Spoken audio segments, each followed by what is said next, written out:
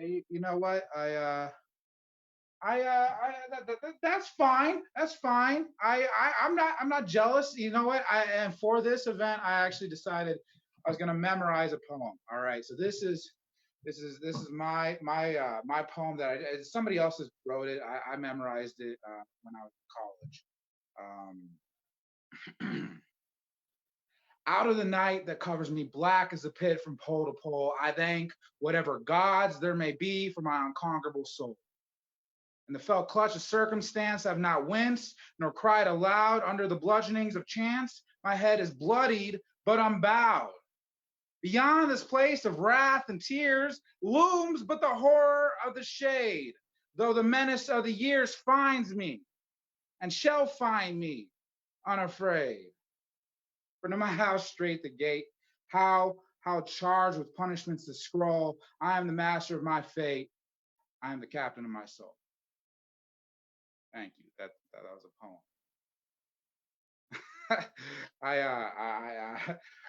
Nelson Mandela said that every day for 2 decades when he was wrongfully imprisoned in South Africa. I say it when a girl won't text me back. You know what I mean? That's the difference between me and Nelson Mandela.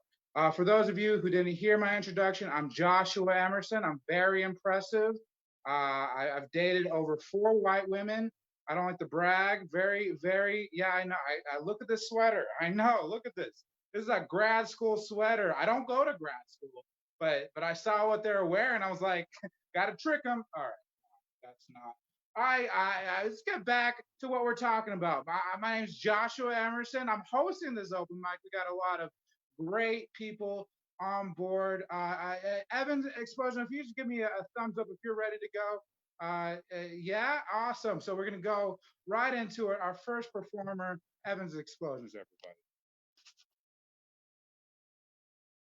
Thank you, Sacred Voices, for having me tonight. I'm Evans Explosion. Let me just. And I know that right now is a crazy time. But rest assured, if we can all just continue to be innovative and, just realize that our world isn't necessarily over, it's just changing. You know what I mean? And this next song right here is a little bit unorthodox for, my type of genre. But I figured that I might as well get it a little bit stripped down for y'all so y'all can really see who I am as an artist inside and out. This song is called Black and Blue.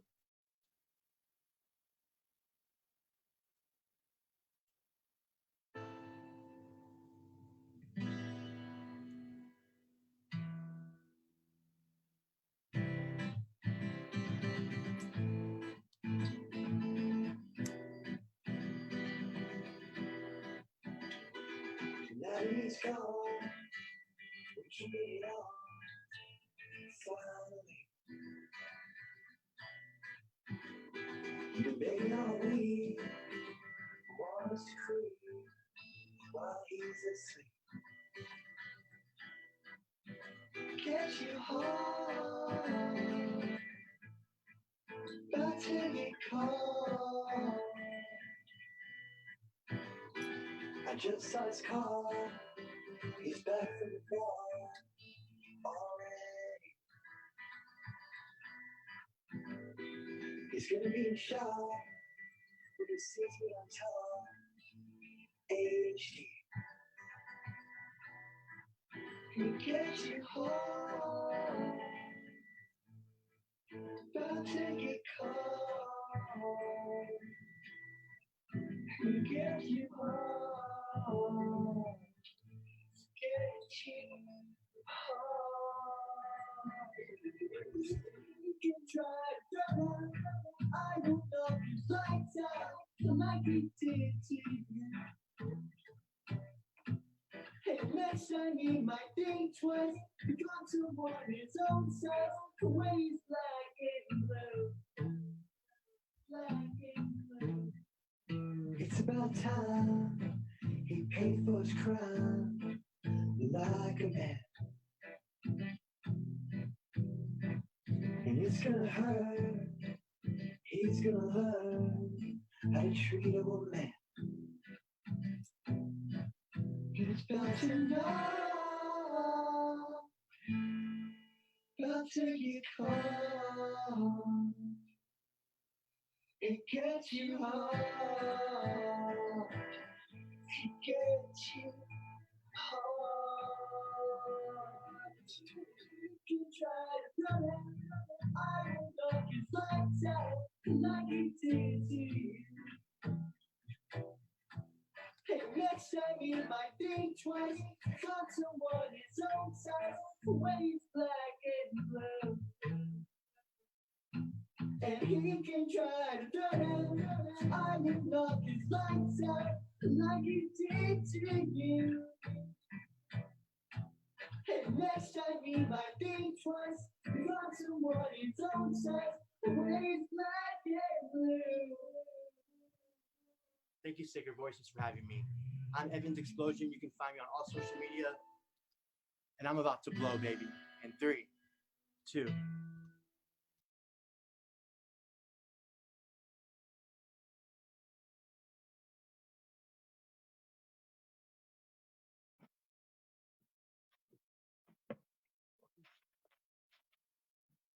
Wow, I've never seen somebody explode on screen like that before. That was amazing. Holy shit! Thank you, Evans Explosion. They lived up to their name.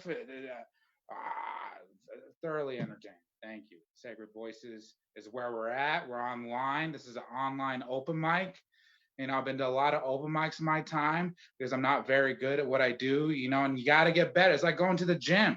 And in a pandemic, it's hard when all your gyms are closed. You start getting a little flabby, start getting a little loose, And so I appreciate all the performers that are here. Yeah, Evans Explosion included. Sacred Voices. We do all sorts of great things. You can donate to us at Sacred-Voices on Venmo. Support the arts. I mean, especially during this time, there's a lot going on right now that hasn't been expressed, right? There's a lot that we have to process, and but we're getting a lot of feed for the art right now, I think, right? There's a lot of soil, a lot of fertilizer, a lot of what's in fertilizer, right? A lot of fertilizer on top of us right now, and there's going to be things I think that are going to grow out of it. So I'm very excited. Sacred Voice Great Institution. We got a Patreon going on this Sunday. Very excited. Patreon's a website. We don't have a Patreon going on.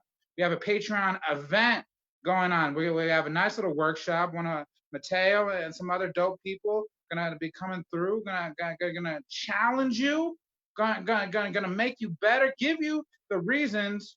Patreon.com/Sacred Voices is where you can find out more about that information. We have a whole bunch of different levels where you can decide how much you'd like to donate.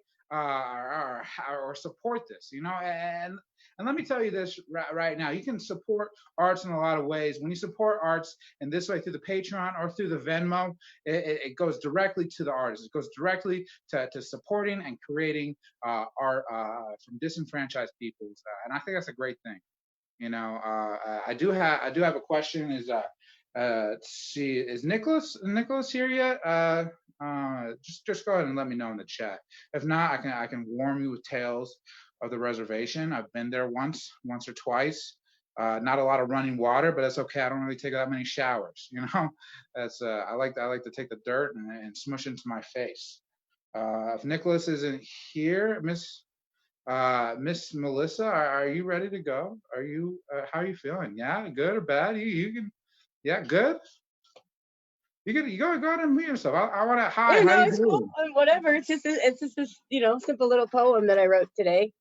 I'm very excited to hear it. All right, so I'm gonna go ahead and mute myself, take myself off screen, and go ahead and get into it. It reads, I started a journey. Geez, what a ride. Emotions are crazy with nowhere to hide. Today's been surreal, proof yet again that magic is real, and so is Zen. Vibrations were low.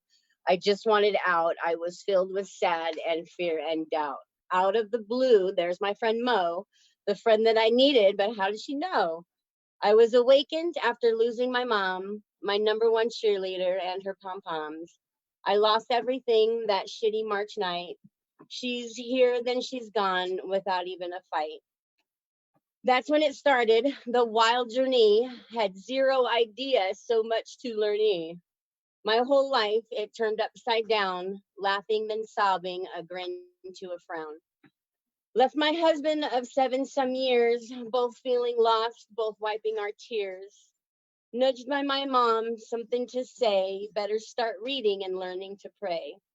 I feel like she left so that I could see. I know in my heart that she died for me. I see it all now with different eyes. I see the beauty and I see the lies.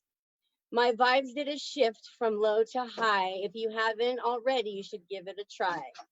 I magically know that there's more for me, exactly not sure what that could be.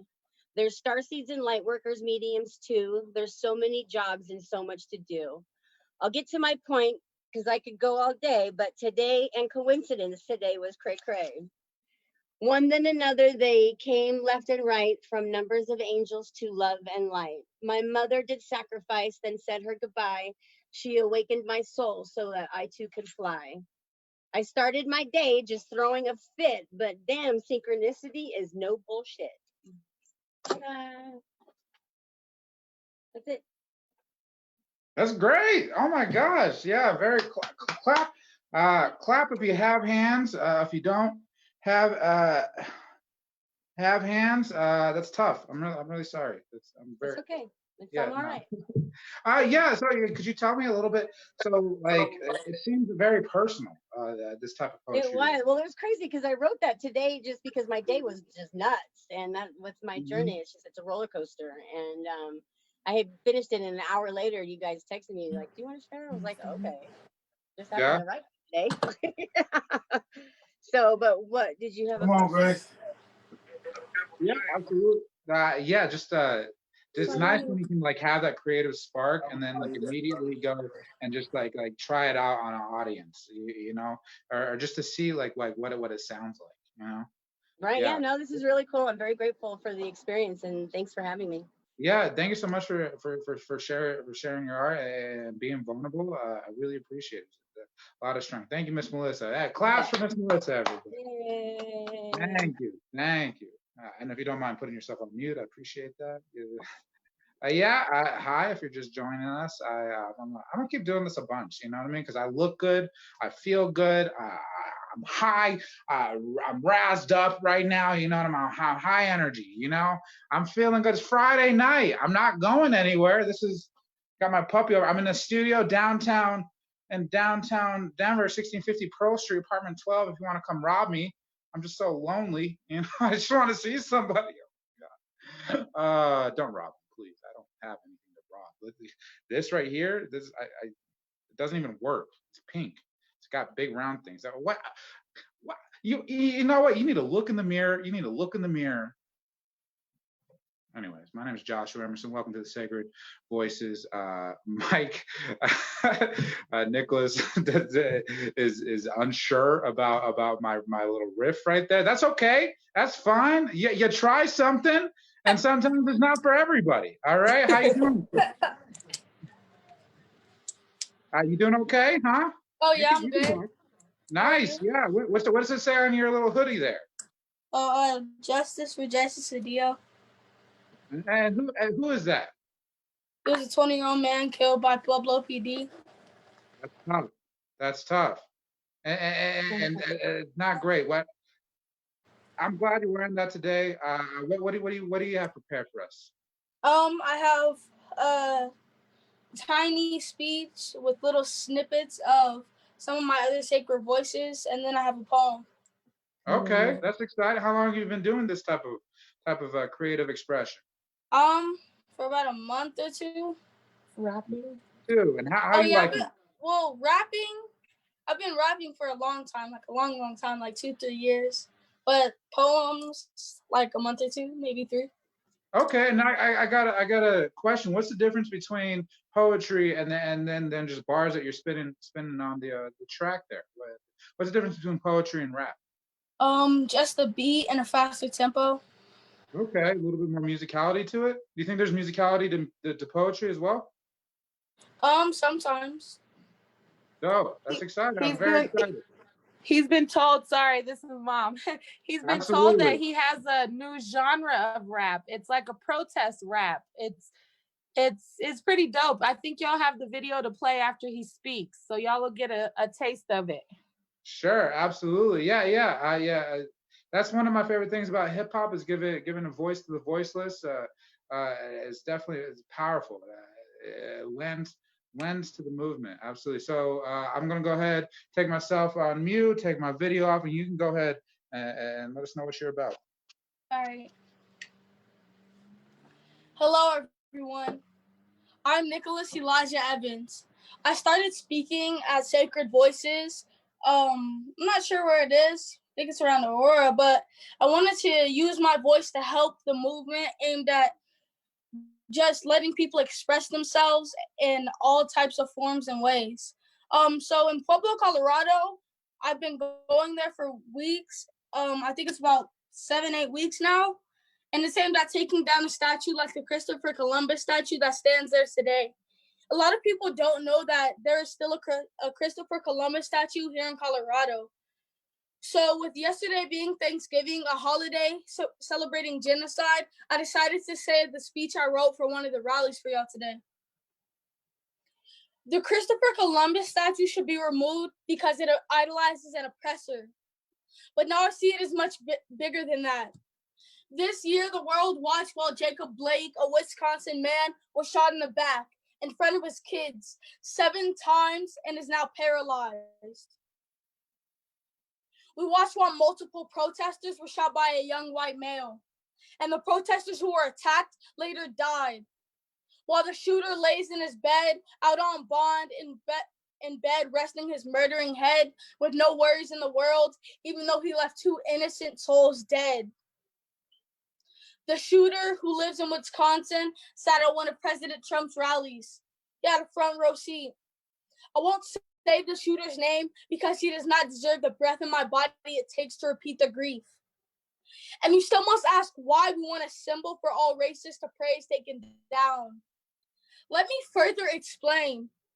The statue in the middle of town, for like a shrine for all to see, is nothing more than a pinup of hate for racist followers to look up at perceive. It's a statue that tells them that it's okay to shoot us when they don't like what they see.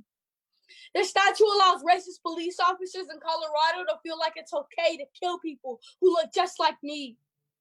Now I ask, do you see? The Christopher Columbus statue stands silently yelling, "Stop or I shoot!" Standing still, boom, shoot. Reaching for my ID, boom, shoot. Playing at a park, boom, shoot. Walking home from the store, boom, shoot. Making a human mistake, boom, shoot. Where am I safe? Christopher Columbus represents every racist person in this community.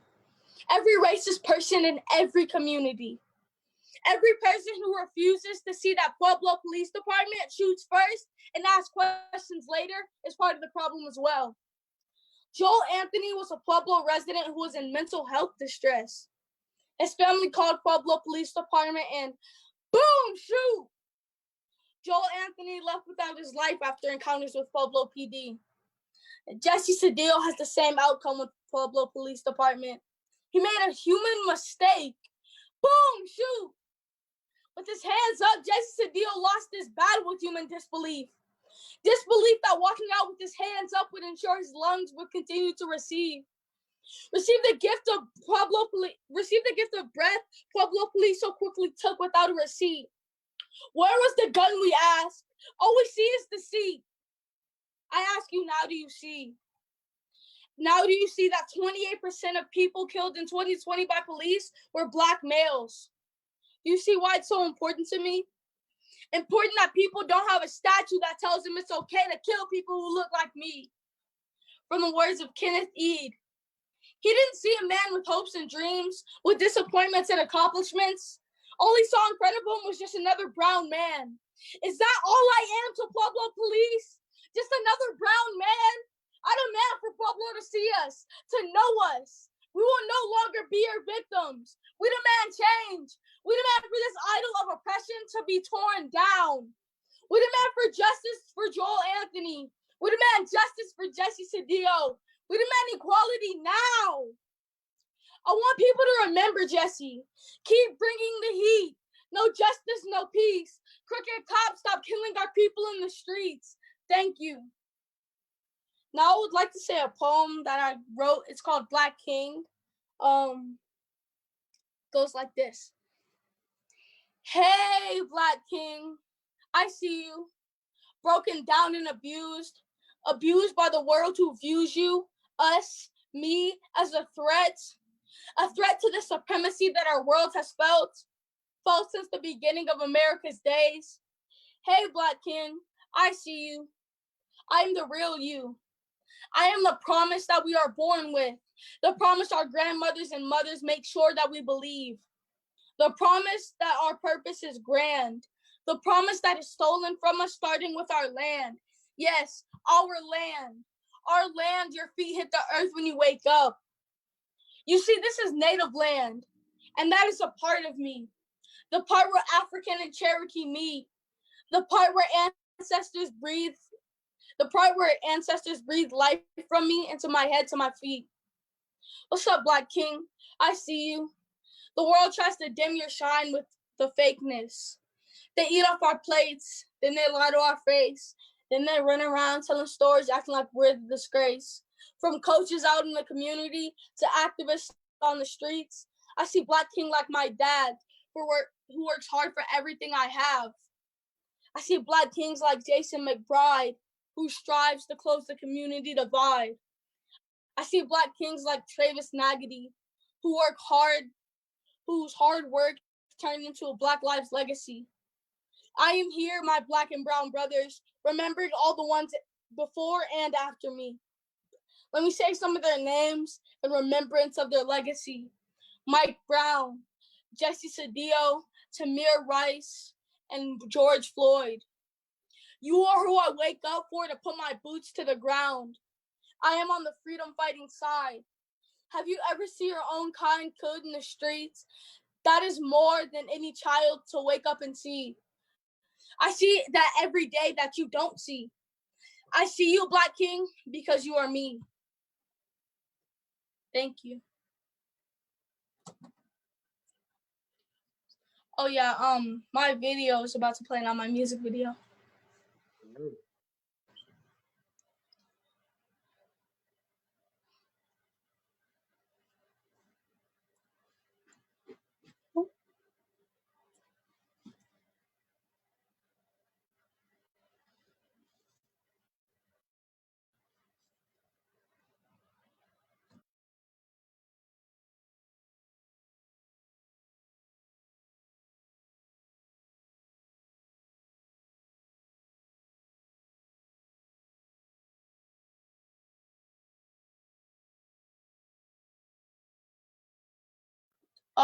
Are you guys playing my music video?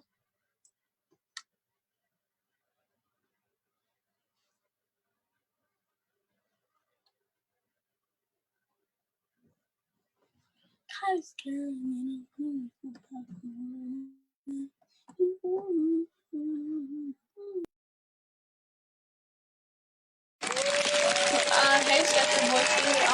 I was wondering if y'all were playing the music video.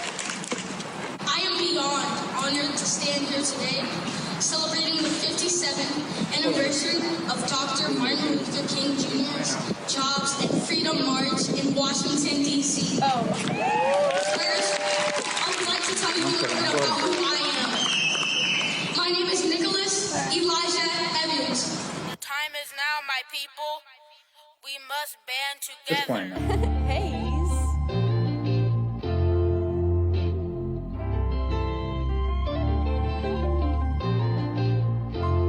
Right as he got them bands, man.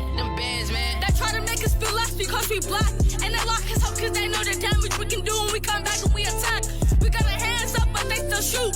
What's up with that? We're gonna keep doing what we doing, ain't no changing that. And I'm proud saying that I'm strong and Black, but they eat off our plates, then they lie to our face. Then they run around telling stories acting like we're a disgrace. They come and take us from our homes. What's the problem with that?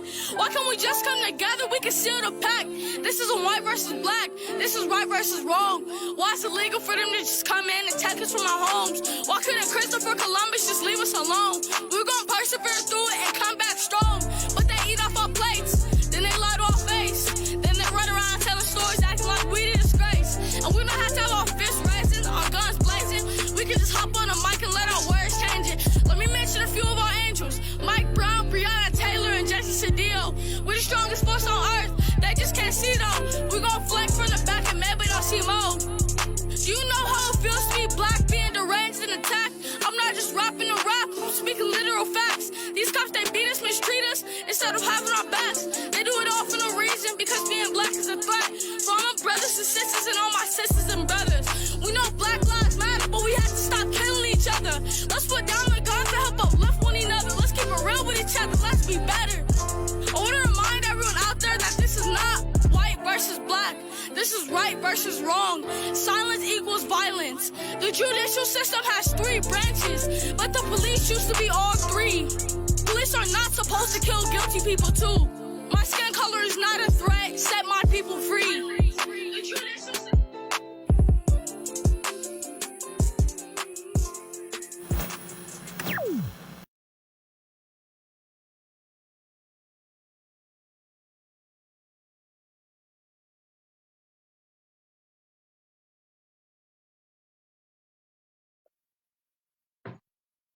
Thank you, everybody.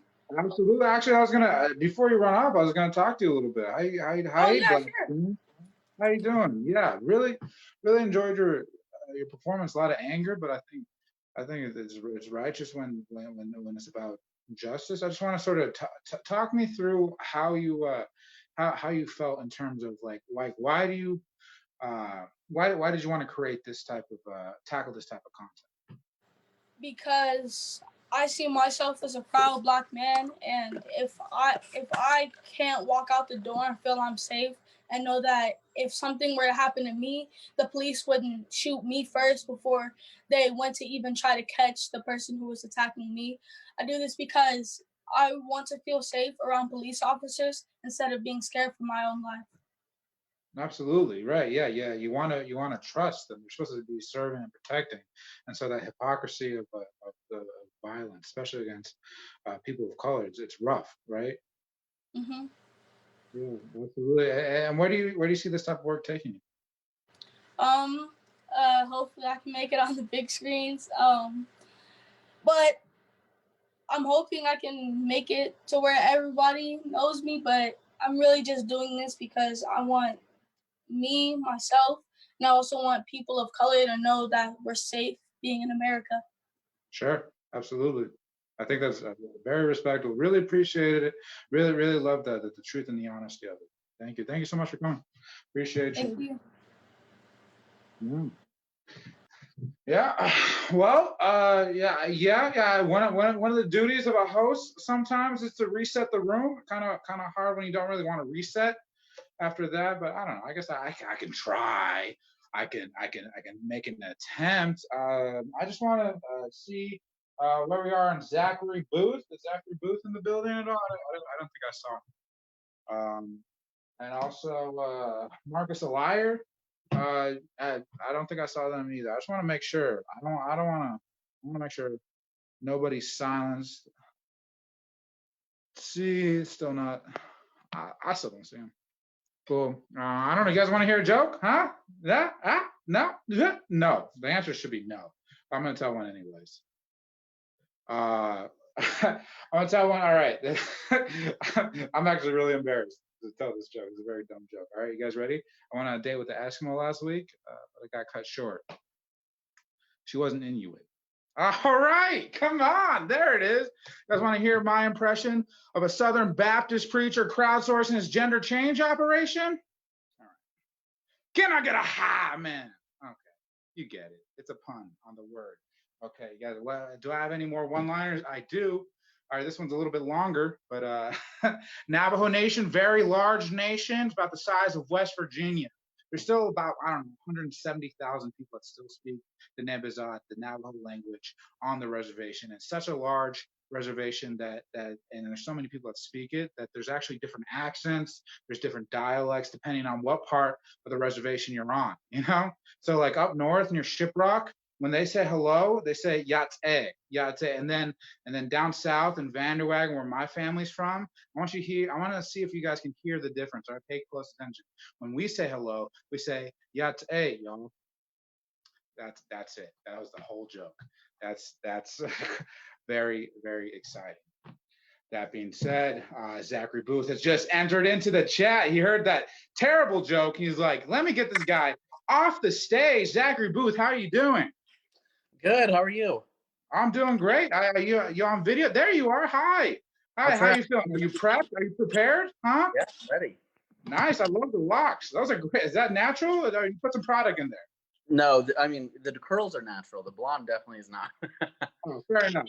I love Slim Shady too. You know what I mean? Thank you. Absolutely. Wow. What are you performing for us tonight? Yeah, so a couple songs. Everything is going to be from my EP that I put out in April. So during COVID, I put out an EP, which was an interesting time. Right. Go ahead and let the lovely people know where they can stream this lovely EP. You can stream everything anywhere you listen to music. Just look up Zachary Booth and you'll find it. So, yeah. Right. Anything you want to tell us about this first song? Yeah, this first one's called Gold, and this one is kind of about I guess just being so close to somebody and wishing that they kind of knew their worth. Wishing that you could explain it to them or show them, or just have them kind of look further into that, and kind of feeling a little sad about about not being able to show them their worth. So, yeah. Sure. Yeah. Take it away. All right.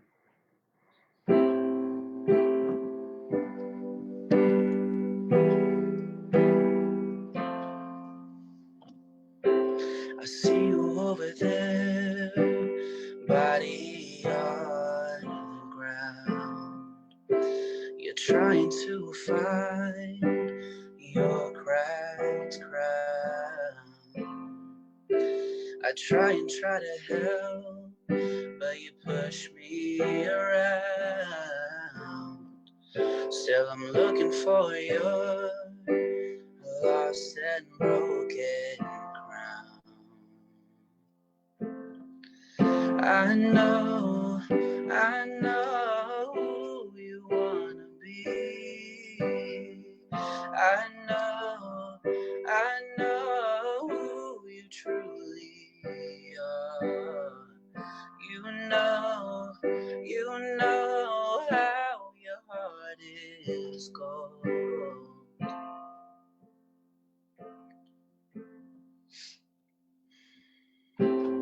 Darling, over there, I see that you're down. I'm lost for words, but I want to be around. No more pain now. Pain eclipses reality, and you collapse.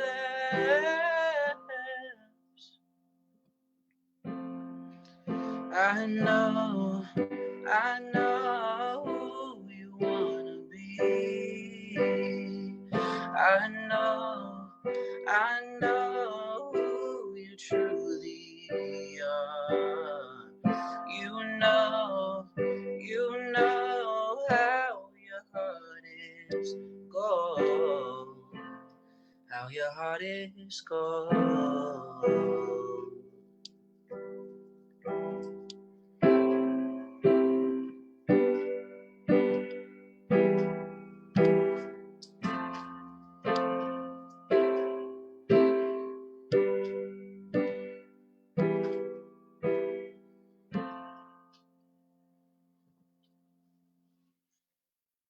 Yeah, so that one was Gold.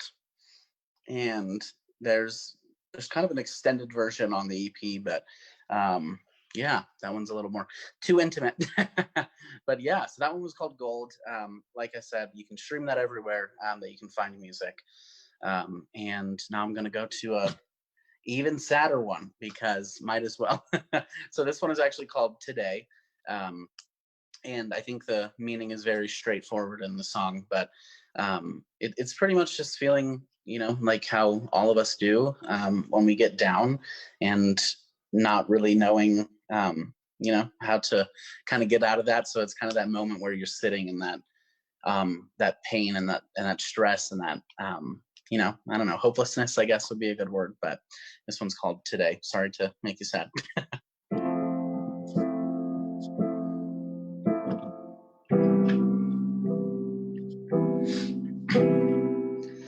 Have you ever been sad without a reason?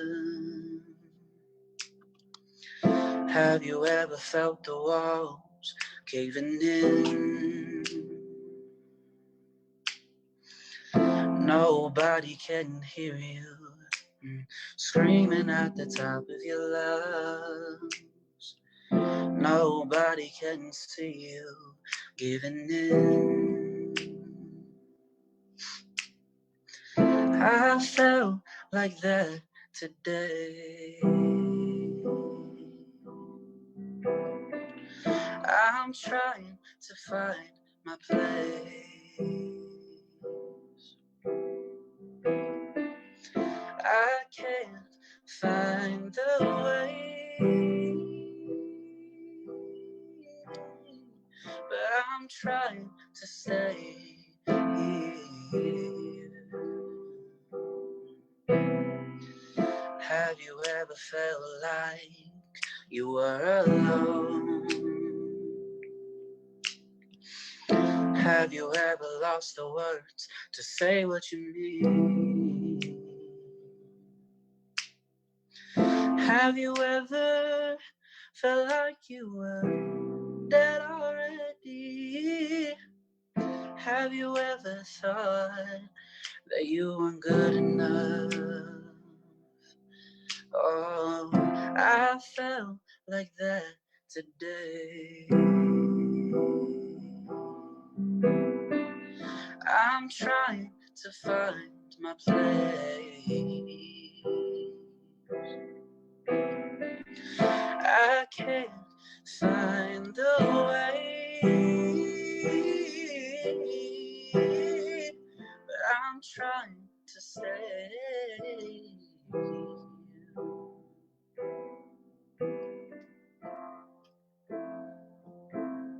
Oh, I felt like that today.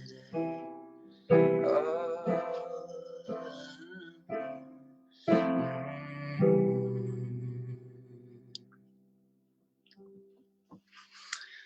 yeah, that one was sad.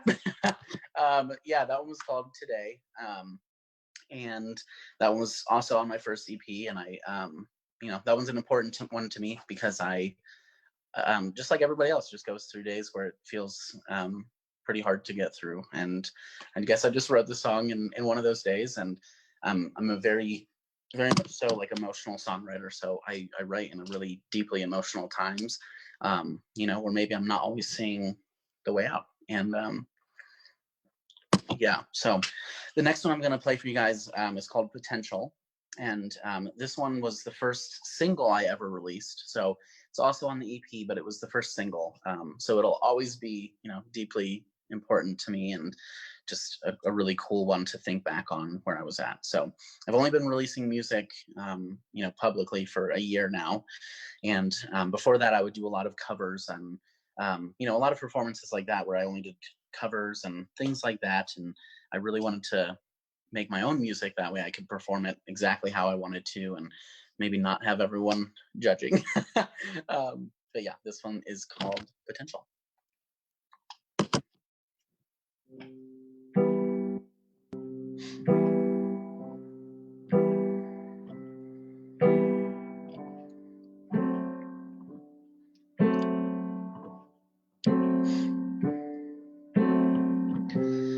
Lately I've been feeling so bad.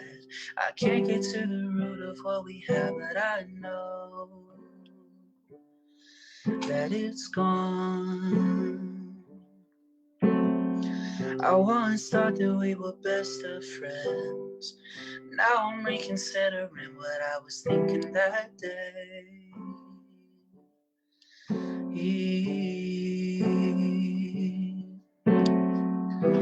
And I thought that we were so strong.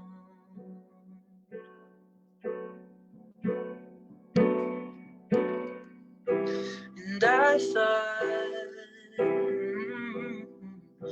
that we had a place together.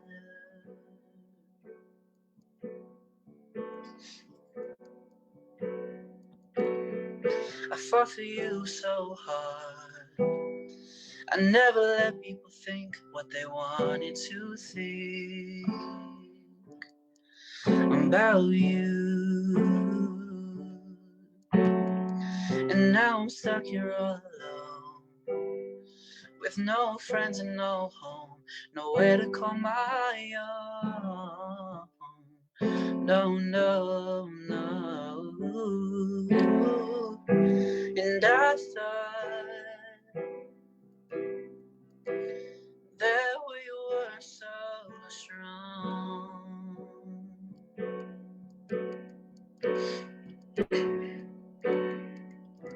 And I thought that we had a place together.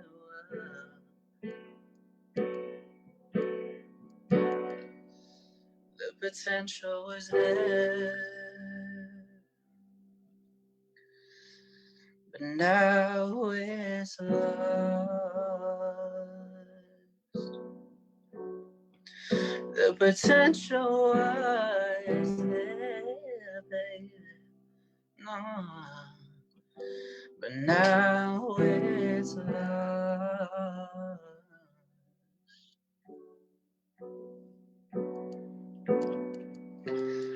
Lately I've been feeling so bad. I can't get to the root of what we had, but I know that it's gone.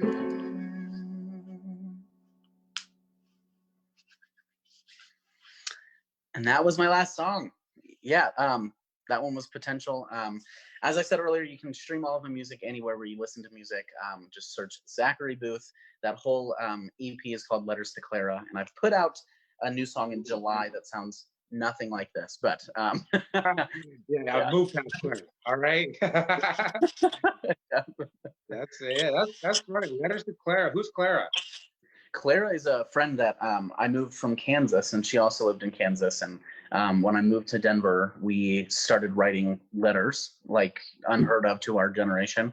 And we wrote actual letters back and forth, and we still do for the past like 3 years. So everything that was in the EP was all kind of brought out by these letters, by writing, probably every week, and just having so many emotions and topics going through my mind where it felt like not enough to just write a letter, so I would write a song. So I credit Clara so much because these songs wouldn't exist without her. So sure, yeah. And when you're writing letters, there's like this like you sort of pause and you're thinking about what you're writing, what you want to say, how you want and when you're reading letters, I think it's very interesting because things are hitting you a little bit differently, and they can be a little bit longer. That's definitely.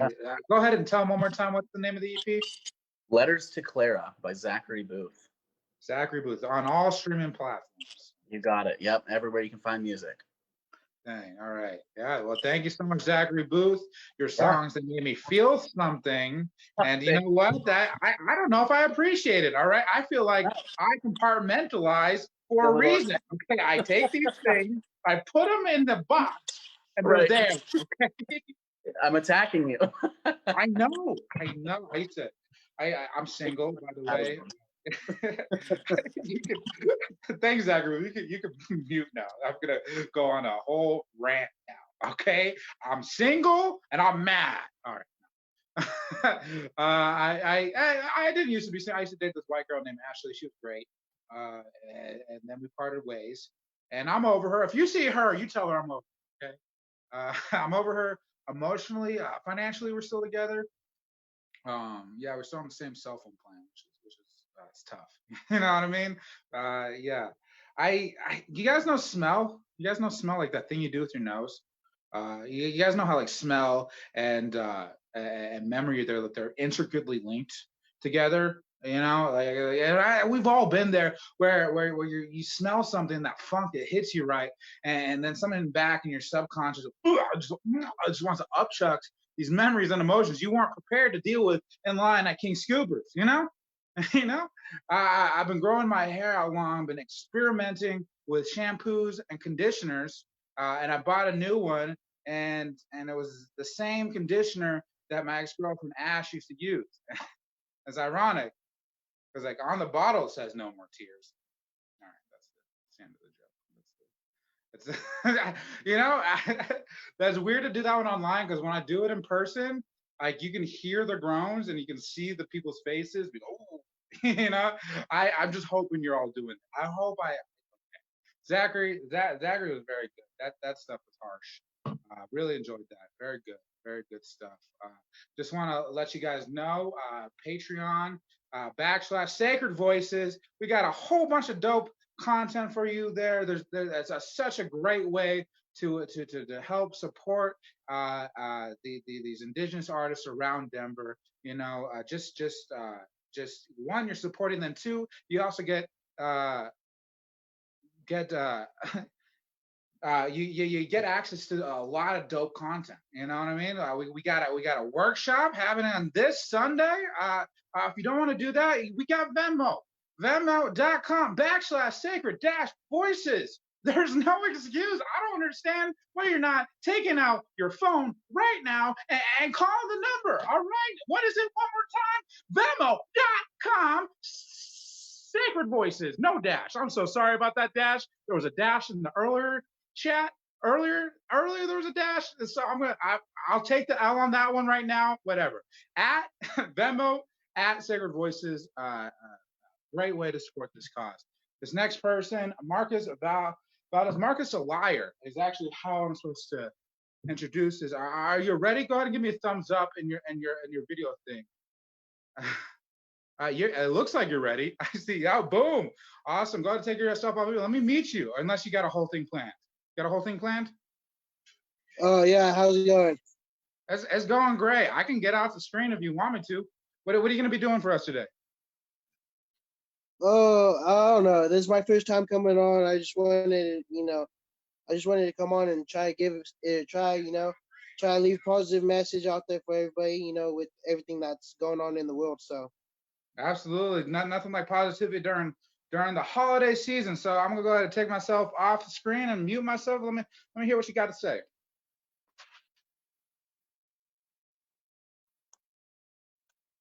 So I just want to start off by saying, I wanted to shout out Nicholas Evans earlier for what he had to talk about and everything. He's an amazing young kid. He inspires everybody to go out there and try better and try to fight for what they believe in. He's an 11-year-old boy, and I have the courage to say that I went out there and got to meet him for the first time when I went out there to protest about Jesse. And it's been difficult with all these protests and with COVID going on. We're not really much allowed to have people go out there and protest much, but we still get enough people to go out there and show. It's hard with this COVID, but we all gotta try and tie in to come together and just make it all work. I know it all sucks and we're all stuck at home, but if you come on Sacred Voices, they give you even opportunities. Just try and make something for you to do, like with your time. You're able to come spend your free time on here, express how you feel, express anything that you want. And it's just pretty tight that, even through this COVID, we're still able to come together like this and do fun stuff, get to talk, and get to just see everybody's talent and stuff. And it's just really amazing.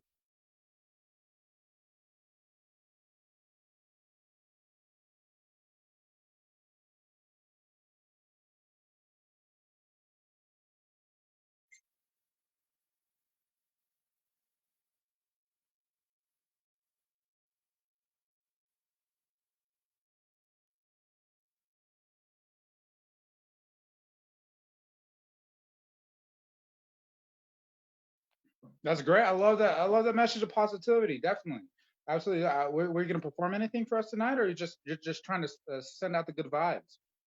Just trying to send out the good vibes. Get the night going. We just had Thanksgiving yesterday, so I hope everybody had a good Thanksgiving, and just trying to, get the positive vibes out there and let everybody know that through this hard time, it's difficult, but it's not difficult if you could all tie in and make it worth it. Absolutely. What'd you do for Thanksgiving?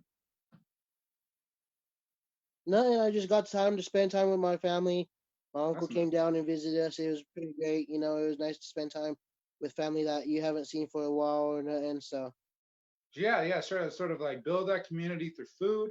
Very nice. Yeah, I love that. I'm a large man myself. You know, I experience love through food. And so Thanksgiving, yeah, is very interesting. Very weird as a native. You know what I mean? Growing up and like liking Thanksgiving and then yeah, understanding like some of the complications around it. But then still liking pumpkin pie. Yeah, very confused. Very confused this whole week. You know, so. yeah. Word. Thank you so much, Marcus. All right. Uh, I really appreciate you. Thank you for the positivity. Very, very appreciated during this time. So much gnarliness. I think that's a word, right? I can say gnarliness. I'm from the West. I'm allowed to. Don't try to. Don't try to censor me. All right. I will not be censored. Cool. Awesome. It's been a great night. It's been a great night. It's been a fantastic night. Been having a lot of fun. Been getting righteously angry. I've cried a little bit. I think it's a personal thing, but you know, whatever. Really enjoyed this. Led up to this moment. Very excited about this next performance. They're very impressive. I'm excited. I have a specific introduction that I'm going to use because I don't want to mess it up. All right. Asetu Shango is a poet and community activist born and raised in Colorado. They have been performing poetry since 2009, was featured on HBO's Brave New Voices in 2010. Shango is a two-time TEDx Mile High speaker and is currently a poet laureate of Aurora 2017 through 2019. They use they, them pronouns. Very excited. How you doing? Doing well. How are you, Josh? I'm doing great. Okay. Okay. Absolutely. How you feel? I feel like it's a little early, late. I don't know where you're at. Yeah, it is 2:24 a.m. here in Scotland. Fantastic. Yeah. Have you had any of the Scottish fare, the deep fried Mars bars? No, I will definitely put that on the list though. Yeah. Chips and cheese, I think, is another thing they like to drink. Okay, I gotta write these down. I don't know. I've only been to Edinburgh. I loved it. Okay. Yeah, because it's tough with the lockdown. I don't have like people to tell me what I should be doing. So yeah, haggis is overrated. It's definitely a touristy thing, but there's a ton of I mean, it's also weird too. Do you want to preamble? What sort of things you'll be performing for us to? Sure. So I am kind of going off book. That's such a weird thing because it means reading off the book, but it sounds anyway. But yeah, I'm gonna steer clear of my normal kind of memorized performance and just read to y'all some more written, more personal, more intimate stuff, especially some things that I've written since I've started traveling. And yeah, we're gonna get cozy. Exciting. Yeah, I love to see the birth, you know. I'm gonna go ahead and take myself off of camera and mute myself. I'm very excited. Yay. Okay. The dark goddess is genderless. Is she, is he when they want to be? Dark goddess is midnight warrior and still tongue. Dark goddess is comfortable in the dark, in the resting, in your quiet places and wrecking your peace. Dark goddess is subtle shadow disruptor. Dark goddess is eclipse, is black, is woman, is pansexual and polyamorous and all the things your mother warned you about and some things she didn't even know to fear. Dark goddess is death, decay, rest, space, silence. Dark goddess is festering under every band-aid you pretended would be enough.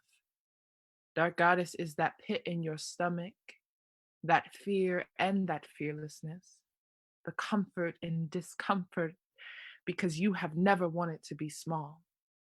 And you know that living big means you must face all your fears. Dark Goddess is the guide through the dark because we are not afraid, because we know anything within us can't be bigger than us. Dark Goddess looks deeply into the dark and comes back alive. It is the Dark Goddess who says, look, you'll die, sure, but the rebirth.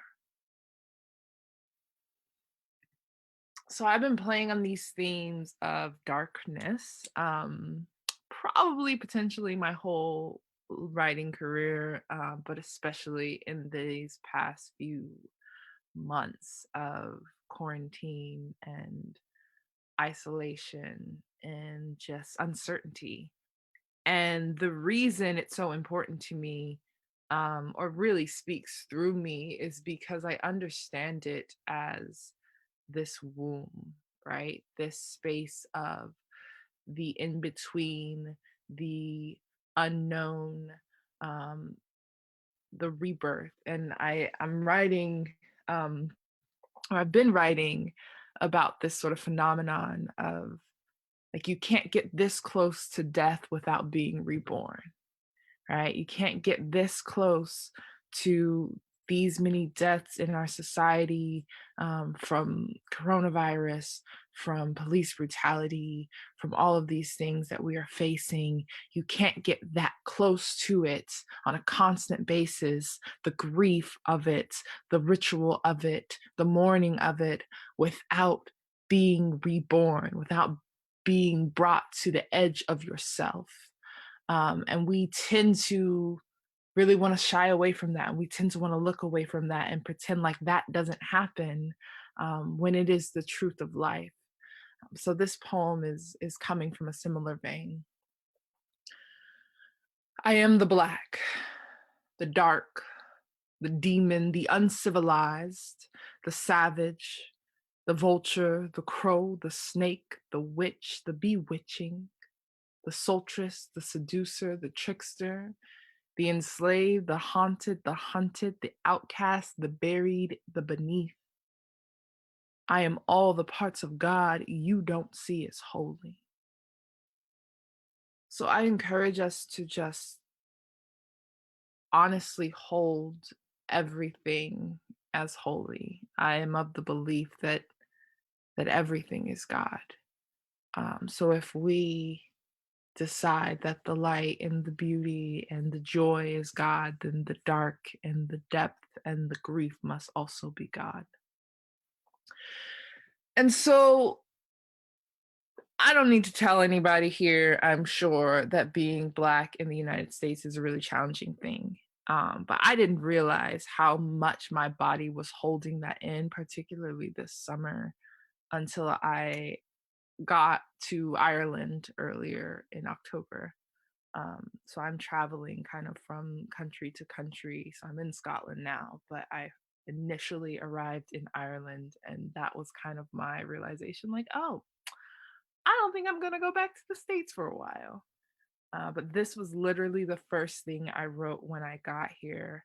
I wrote it in a coffee shop in the Dublin airport. It's called Liminal, the space between worlds. I have just arrived in Dublin, mere days after the country threatened to shut its borders because of a spike in the coronavirus. A spike that, when held next to the US, would be imperceptible to the human eye. I am fumbling with my passport and customs, ready to tell the truth, but searching for a lie just in case.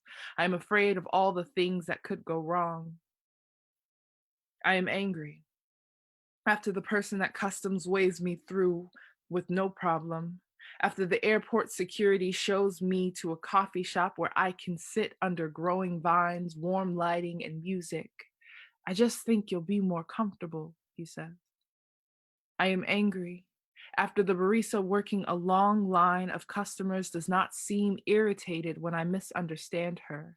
She repeats herself and gives me comprehensive answers to my innocuous questions. I am angry because I am still waiting for the hammer to drop. My muscles won't relax. I am so used to being hunted. I have received more questions returning to my own country than entering this one. I have been intimidated as if my body must be forced into movement when a simple this way would have done it. I am angry that this may be the first time in my life I have discovered efficiency and human decency are not sworn enemies. I am angry because I am so damn sad to find out that I have been fighting the way fish swim, my body memorizing the movements, and I have never known land. I thought I was on land, but I have been in this foreign country for all of 20 minutes, and I already feel more at home than I have ever felt. And I am mourning a life spent fighting instead of breathing, and I am angry that the first breath of air I have ever took makes me sad because it took me 29 years, 2 planes, and nearly $2,000 just to breathe. The air where I am from is not safe. I am grieving because you cannot feel the pain of a wound until you are safe, until the adrenaline can release you, until you are no longer running. I am weeping in an Irish airport, a coffee shop with live vines and books and inspiration on the walls. I am weeping for Breonna Taylor and Elijah McClain and George Floyd and Tony McDade and all the breath I've lost holding it, hoping my lungs don't take up too much space to be taken. I am angry because this is quite possibly the first time I have felt safe, and I am angry because the only thing my body knows what to do with safety is shake and grieve and say all the names I could never utter because I was always afraid of them. And I am angry that I have blamed myself for not grieving them or saying their names. I am angry that I did not realize my muscles held their memory. Liminal. When I arrived in this new world, it was 5 a.m. My partner is asleep before I can return their well wishes. Ireland is asleep. I am caught in this void. By caught, I don't mean held captive. I mean held. I mean caught. I mean there is some infinite nothing holding up my bones, a nothing into which my muscles can collapse. I have not slept. Why would I? Where I am from, the people have just laid to rest. Liminal is the everywhere I look. The veil so thin it is imperceivable. My skin here, it feels like skin. They do not look at me like I am a weapon. I am not sure I have ever had that experience. This is such a weird platform to do this shit on. Thank you for the claps. I see you. I need that shit. Oh, so yeah. That's the raw shit right there. So I'm just gonna go into more raw shit. I am creating a collection, a large collection of poems that are over kind of the course of I want to say like 10, 15 years. And this poem, I've tried reading it before. I don't ever feel like it lands, but it's just too fucking true. Like it just hits too close to home for me to not read, especially in a setting like this where I vowed to be really real with y'all. So, want to hear it? Here we go. I am walking through a backwards land. A man hiding in the bushes calls me a predator in an accent that belonged to his father. He swigs tobacco and spits it at me. I take this attention to mean he likes me, and I'm all too eager to be desired, so I shift my body to him suggestively.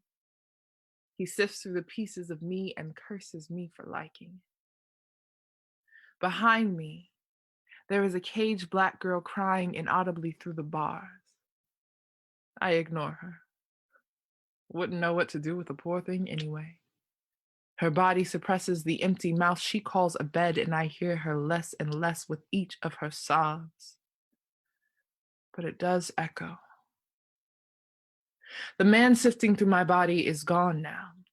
replaced with another. This one talks smooth and holds the sun in his skin. I lay here on this graveled path, naked and waiting as he is off mining other bodies. I do not even think to move. Instead, I shiver in rhythm with the echoing sobs. I do not register how in sync this movement is. It is not long before another man kneels beside me. This one has soft eyes, soft hands, soft everything. He is too soft to be this rough and unthinking with my figure. As he shoves his body against mine, I ignore this motion as I do the sobs. Instead, I focus intently on his words, the words of a philosopher, a poet, soft words, words that somehow make the jagged feeling justifiable. There is a waveless ocean growing next to the little black girl. I don't know what she's so weepy about. Lucky for me, the next man likes oceans, holds one between us and shows me it's not so bad. Tells me to imagine what his embrace would feel like if I crossed it. I imagine it, then I do it. His tongue curls on the first night as he apologizes for raping me. I am forgiving, my body open. He plugs the holes that might otherwise hear the sobs. I am grateful for this, but it is short-lived. He comes fast and withdraws even faster. I think she might be drowning now. I tell myself this is all a silly dream, a weird reprieve from the magical land in which I normally live. The little girl is on a throne. She is slut-shaming me with cutting eyes. The first man reappears from the bushes, offers to walk me home for protection, he says. I tell him I don't need protecting. I can protect myself. You shouldn't have to. He outstretches a wool hand, but I am caught by the teeth beneath his wool. Sometimes it is safer to walk alone, I tell him. But I meant to tell myself. 4 paces later, I meet a boy with ambivalent eyes.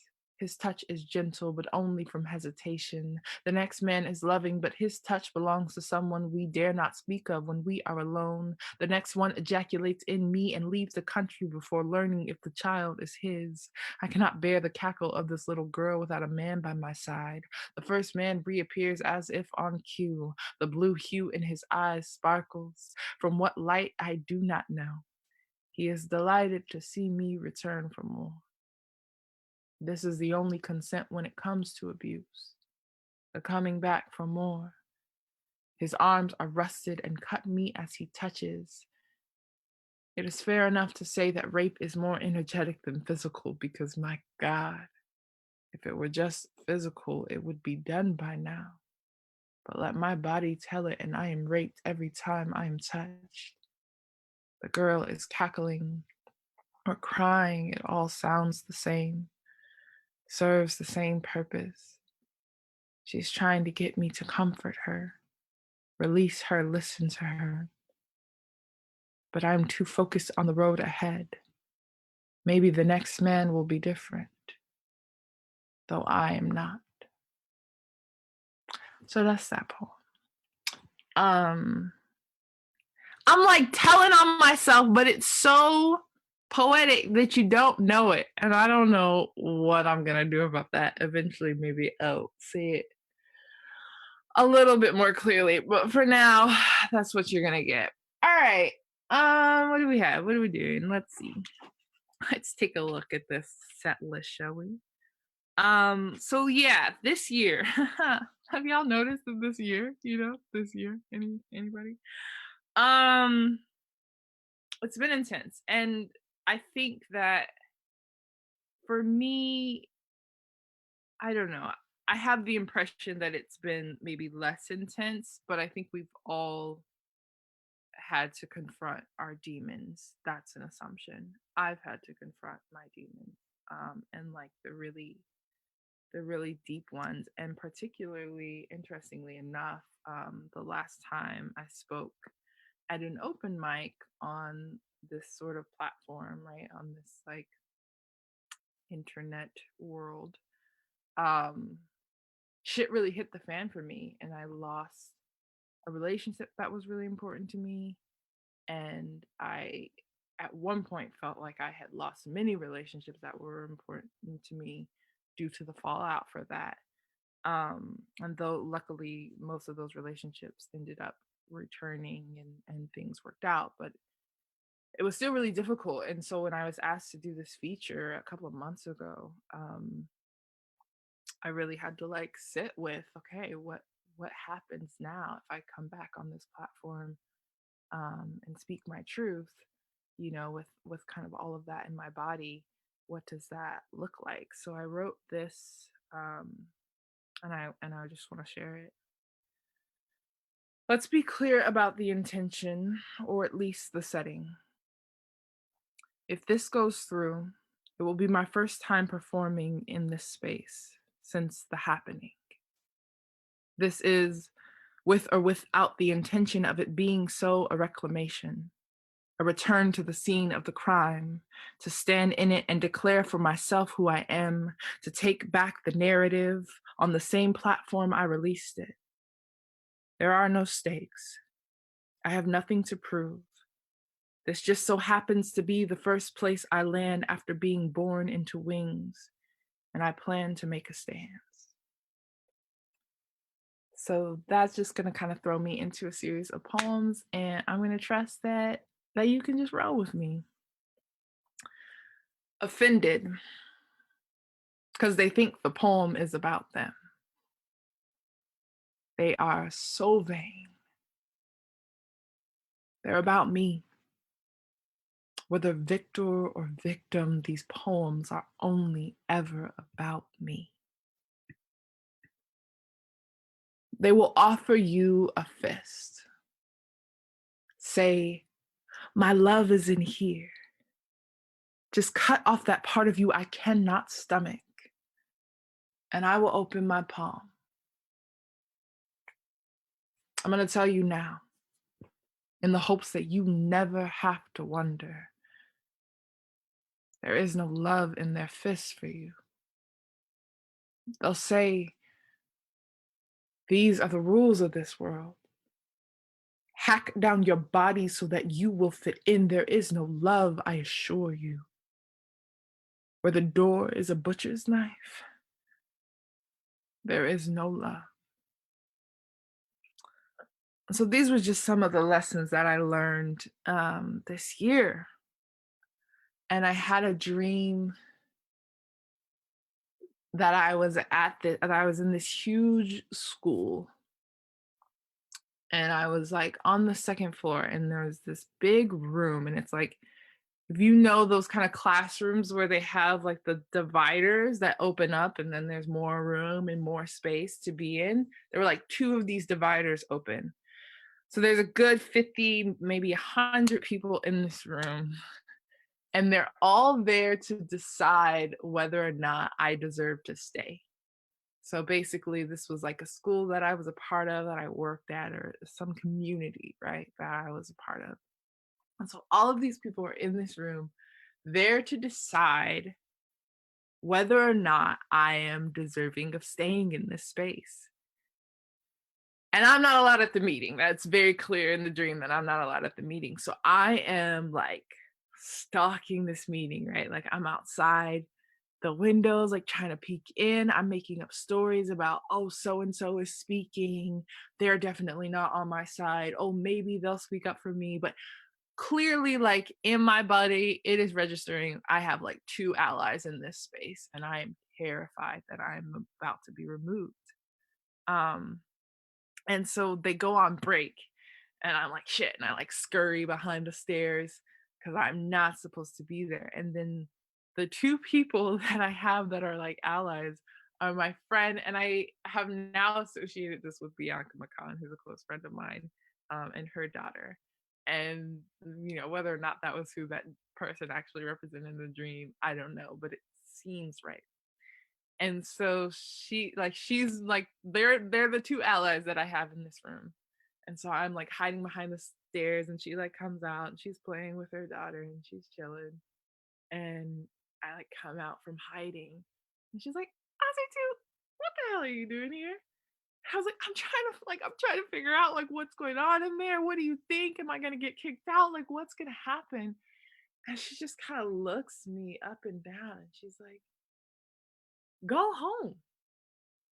if they have to decide whether or not you're worthy of being here, then go home, go where you're wanted. And it was just like such a simple thing for her. She was just so chill. And I'm like, so caught up. And this was before I even realized, this was even before I knew that I was kind of being disowned or feeling disowned by this community.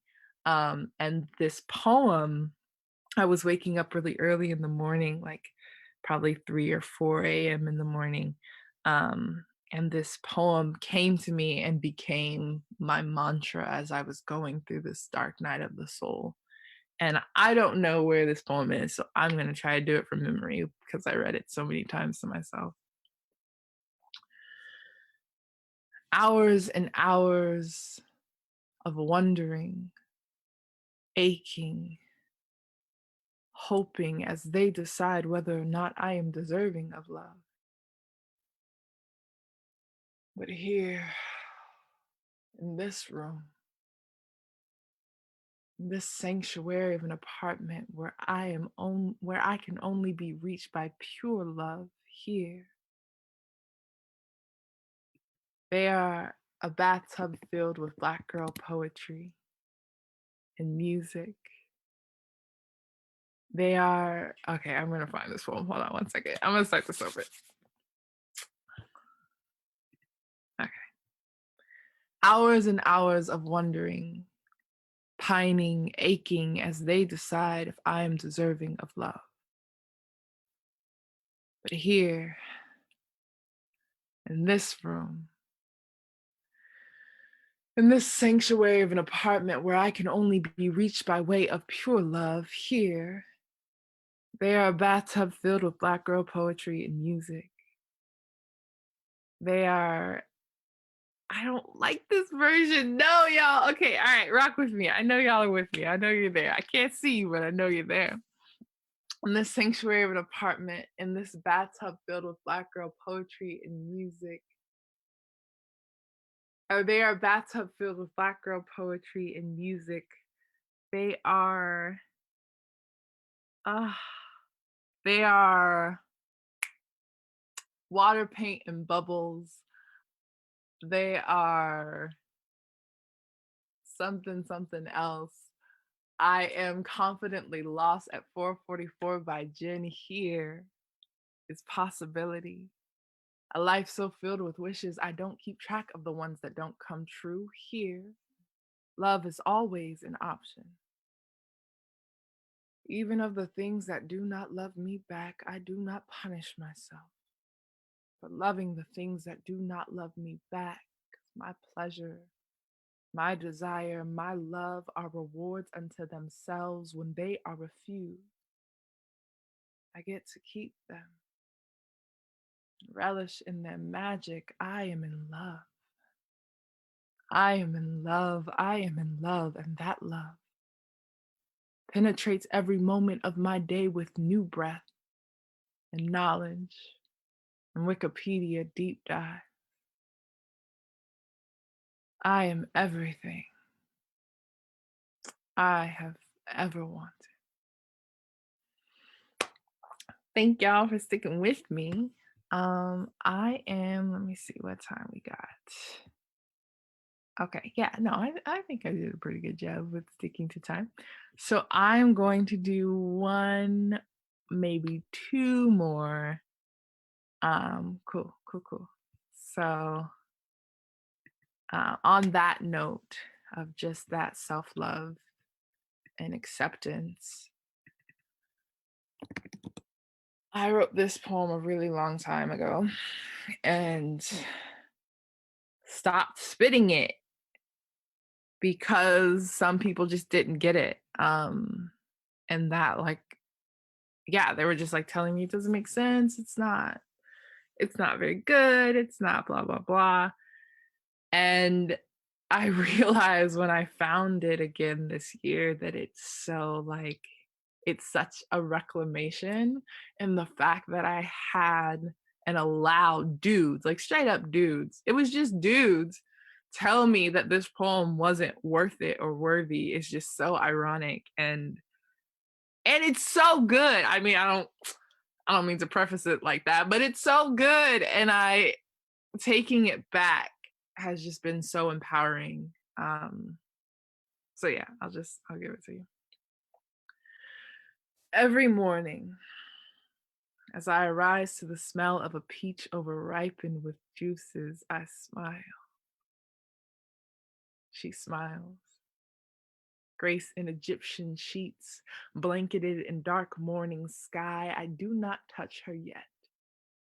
Handcuff my fingers to stillness, arch and trough my hips until treacherous Nile wraps in my thighs and tangles in her lips. I am craving her softness. Morning mist, the sheathing of unshackled limbs, this all started with an ancient Kemetic ritual of meditating with the sunrise. Post a few creative liberties, I became the sun's rising, she, a lotus flower awaiting her morning christening. Since I have discovered this garden, it has rained almost every day. My fingers submit to gravity, drip down my honey torso, voyage into deep Amazonian forests.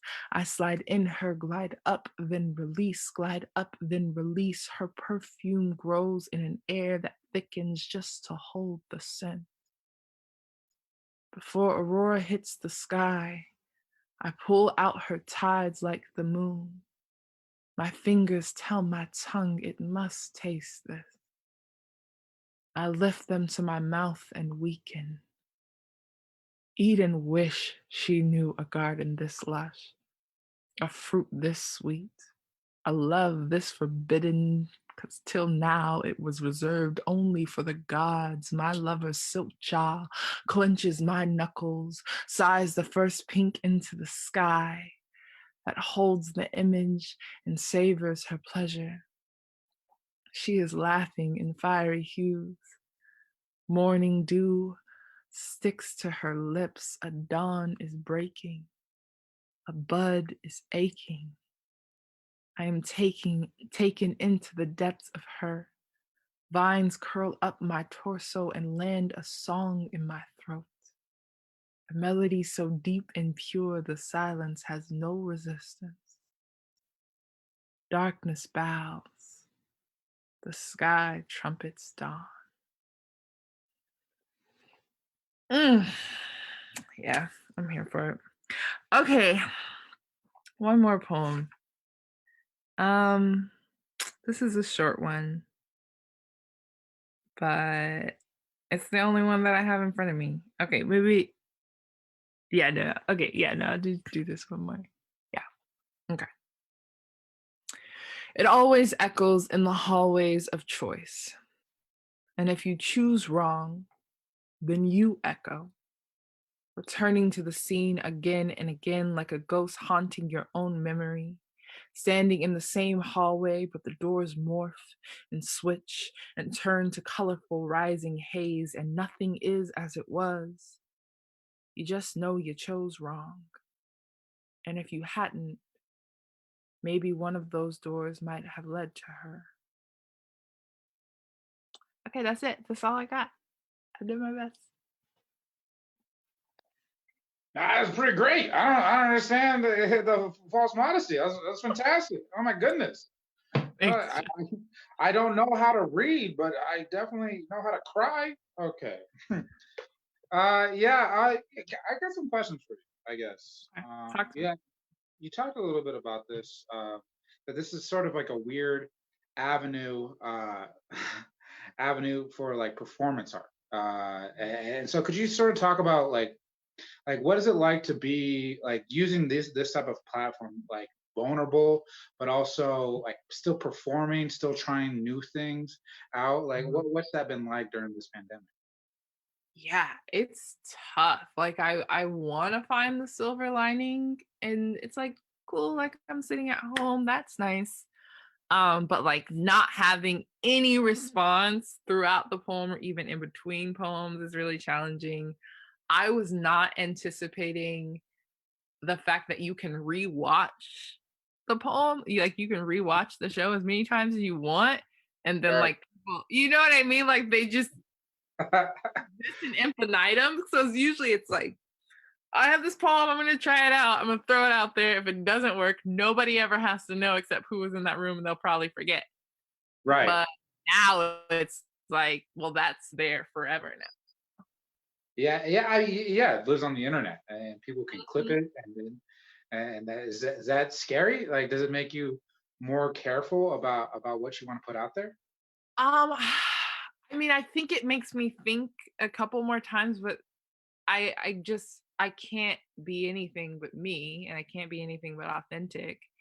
And I know that my poems aren't going to grow if I don't put them in front of an audience. So I kind of just have to like suck it up and be like, hope for the best. Mm. You're in the United Kingdom right now, Scotland. They really are pushing for this idea of Scottish independence, especially since Brexit.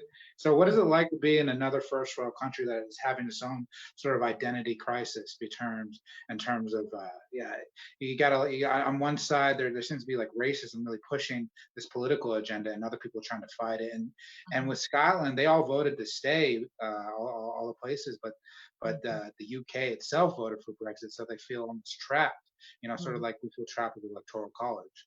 Absolutely. With that, yeah. So I'm sorry. No, go ahead. Okay. Yeah, I try to be a conscious traveler, and as much as I'm trying to get a break from the US, and it definitely has been, I try to make sure that I'm aware of what, where I am and what they're moving through. And so it has been very odd, not only, like coming from the States to Ireland, they were having, it was being revealed all of the things that the Catholic Church had done to, indigenous people, and like babies and mass graves were being discovered, and all of this stuff was happening. Then to come over here in Scotland and all of the things that you're saying. And so it's always a kind of unnerving experience, because it's like, when we're in the States, at least I'll say for me, I tend to think that these problems are very much the United States problems. Sure. And then the more that I travel, the more that I'm like, this is replicated all over the world.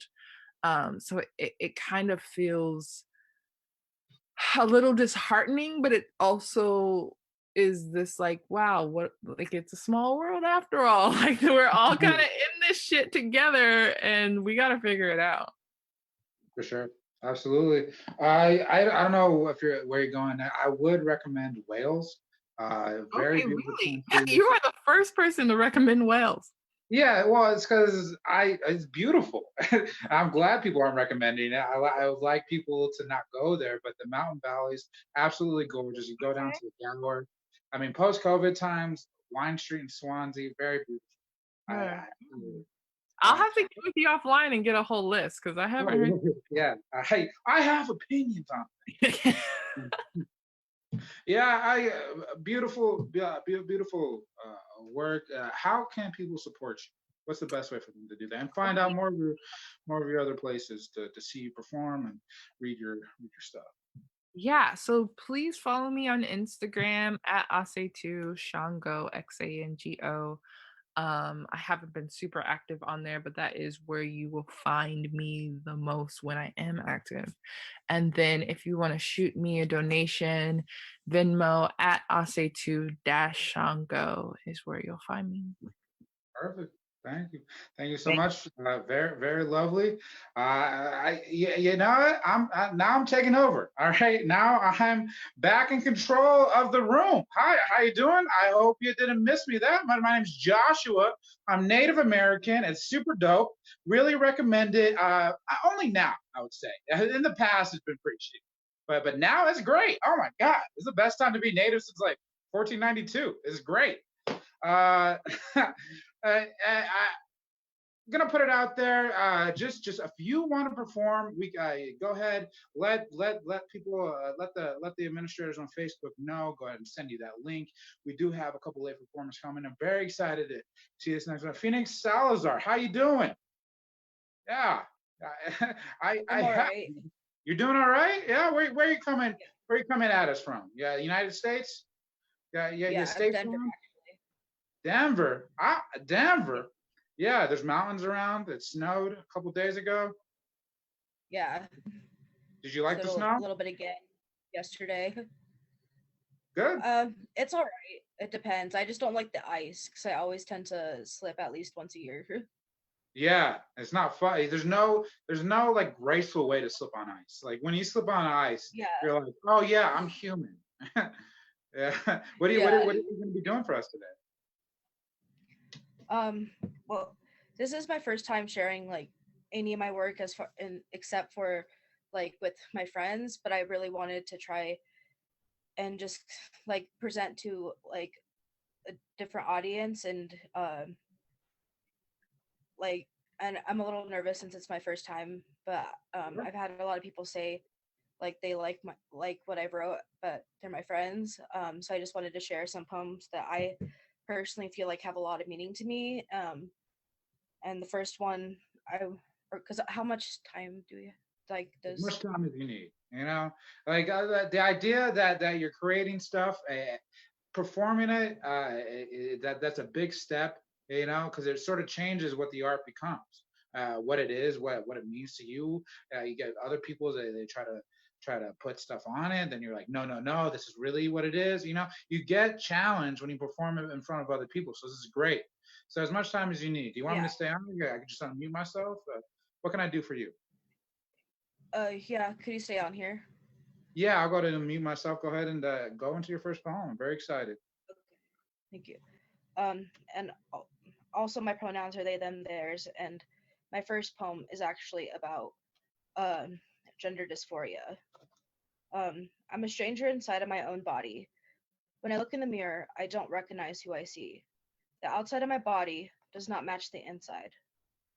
This body is an outline of the gender I was assigned at birth. A checkbox to mark at the doctor's office. A cage to stay in so I could fit people's expectations. But this is not the real me. I'm outside the binary and I am valid.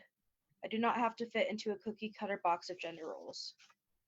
I am free to be me, free to change my style, hair, and expression, free from the stranger that once inhibited this body, free to express myself without fear or hesitation. Over time, I will not feel like such a stranger in my own body. One day, I will be able to call this body home.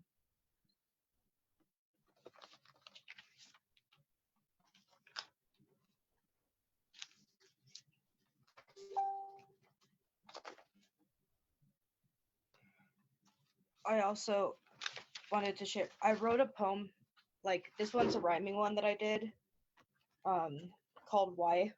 I was working on titles. Sometimes titles are hard for me, but I just called it Why I Write. I write for the broken who have been treated like a discarded token. I write for the weary whose eyes are always teary. I write for the ones like me whose hearts can't be opened with the key. I write for the people who are often dismissed as feeble. I write for the fighters that want to make things brighter. I write to express, to help relieve stress. I write for the ones who struggle, who are stuck in a tunnel. I write to heal my scars, to find hope that seems afar. I write for the lost, whose depression is the boss. Although it seems cliche and often hard to say, I turn my pain into beauty because that was my duty.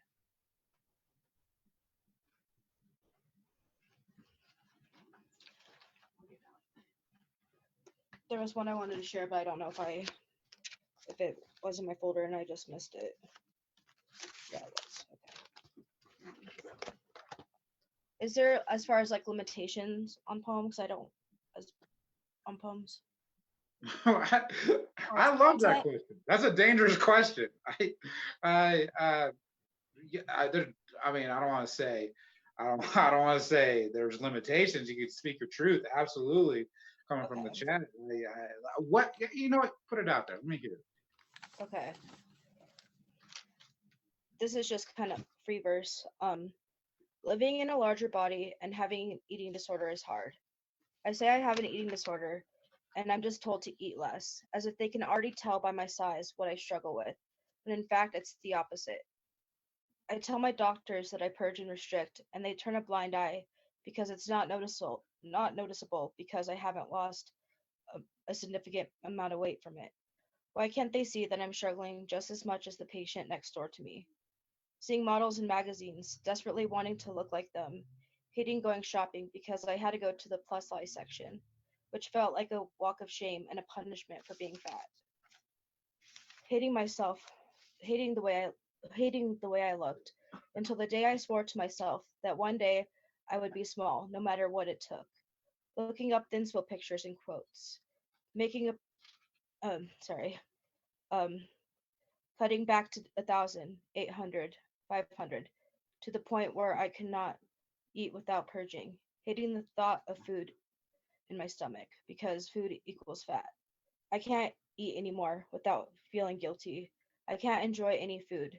Things I used to love, I hate. Juice equals too much sugar. Spaghetti equals too many carbs. A cookie means gaining weight. I can't eat without wondering the caloric content. It's gotten to the point where I'm not even living. I'm merely a puppet to this disorder. I barely dance anymore. The only exercise I do is to burn off the granola bar I ate that morning. Without withdrawing from friends so they don't ask why I don't go out anymore. Skipping gatherings so I wouldn't have to worry. This disorder has taken every part of my life and consumed it so that all I have left to crawl back to is the disorder. Seeing how far I could push myself because I'd rather die trying to be thin and beautiful than die fat. But at one point, the number stopped going down, but I couldn't stop. I kept cutting out more and more food to the point I didn't have any safe foods left. Now I'm stuck at this dead end road, not knowing what to do. I don't even know if I can stop. Surrounded by a society that values thinness as a measure of health and beauty. My first diet was in fourth grade. The second time I was called, first time I was called fat was second grade. Will I ever have a healthy relationship with food or my body that I yearn for? Maybe I should accept the fact that recovery isn't for me. There's very little left to me, and I feel like I'm fading fast, but I don't look like I have an eating disorder, so they will say I'm fine up until the day I die. That one I did write a couple months ago, and the reason I came late was because I've been in a PHP treatment program for my eating disorder, so I definitely have a different perspective now on this poem that I also want to write a follow-up poem as far as recovery. Absolutely. But that was my truth for that one, and just the reality, especially with the stigma of like health at every size and eating disorders in larger bodies, because people assume you can only have anorexia if you're thin, or you can only have binge eating if you're like overweight, but that's not true. Like there's so much in between, and like different disordered eating, and our society just accepts it. But through the program, I've been learning how to accept myself for me and love myself the way that I am, and making peace with my body and having a healthy relationship with food, movement, and my body. That makes me so happy to hear. That's great. I really enjoy that. Yeah. How did it feel? How did it feel to say your truth, but also to say your poetry in front of other people? I was nervous because I was like, Mm-hmm. oh, I don't know if people will judge me, and I'm still working as far as like presenting, because that's always been something that's gives me anxiety. But I do feel good about it, as just the fact of getting it out there and saying it out loud, I feel like has given me more relief than just writing it down. And Yeah, like, put power to the words, right? yeah, yeah, because then I feel like saying it out loud, I also am taking the power away from the things I struggle with, like the eating disorder. Mm. Yeah, no, I think that those are strong sentiments. Do you have any other works for us tonight? Yeah. I'm excited. This one I wrote when I left my home and went to Urban Peak. But I feel like it still holds a lot of power because I thought of it because of an art therapy group I did. I am my own roadmap, composed of my past, present, and future. My brain and my body is my guide, showing me where I have been, where I am now, where the future may lead. You will not find this in a pamphlet from a tourist attraction, because it is part of me. It's an ongoing storybook of who I am, full of pictures, words, and colors, with twists and turns, dead ends, signs, and alternate routes. Filled with creativity, strength, pain, but most of all, hope. I used to not think of myself as my own roadmap, so I searched for answers and comfort in all the wrong places, never acknowledging my inner self and the potential I held within, and uh, that little spark that still burned despite everyone and everything around me. Growing up, people tried to put out that spark and silence me. It never quite worked. I held on to the tiniest spark left, keeping it close and hidden. So so hidden that even I forgot it was there sometimes.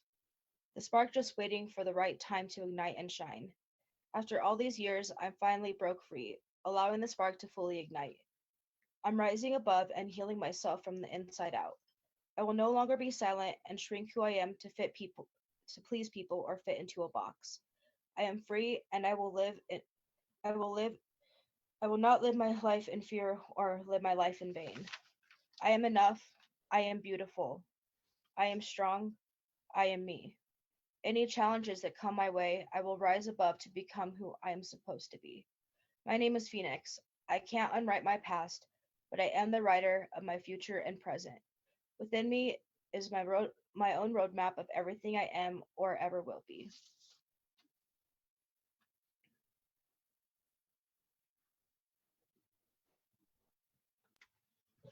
Powerful. Like, yeah, that one I wrote when I finally left home because I feel like, everyone has problems, and I just finally decided to leave because of my past and like the toxic and dysfunctionality of it, and that Mhm. inspired me to write that poem. And that poem, I feel like I want to be the intro to or the introduction to a poetry book I eventually hope to write.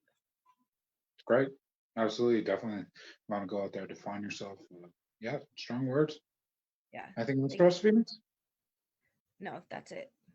Thank you so much. I feel very honored that you debuted on Sacred Voices open mic. Very beautiful. Go ahead and you can mute yourself right now. I'm going to take this thing all back over. Yeah, yeah. I just want to make sure, make sure we don't have anything left. My name is Joshua Emerson. If you uh, didn't see, a couple things I want to hit up real quick. We do have the Sacred Voices. This happens every month, so there's going to be more of these. Yeah, they'll be probably online for the foreseeable future until we figure out how to see this in person. But this is great. The next one is on December 11th. Uh, this has been fantastic. Definitely about a lot of different things. A couple things I want to hit up. You can hit the Venmo at Sacred Voices. You can hit the Patreon at Sacred Voices. We're having a Patreon workshop event happening, and I put a little personal plug. Me and three silly white boys. We have a comedy troupe and production company, put on comedy shows. Not doing anything right now. But deadroomcomedy.com if you want to hit that up, follow that. At Danger Emerson is mine. I think I hit all the things. Very huge thank you to all the performers tonight. Definitely things to think about, things that made me feel things really, really interesting. Neat. With that being said, thank you everybody that's showing up right now. I will now sing Frank Ocean until the Facebook Live is shut down. All right, you guys ready? Tornado flew around my room before. Feel free to shut down at any time. Room before you man, excuse me. Can't think so far.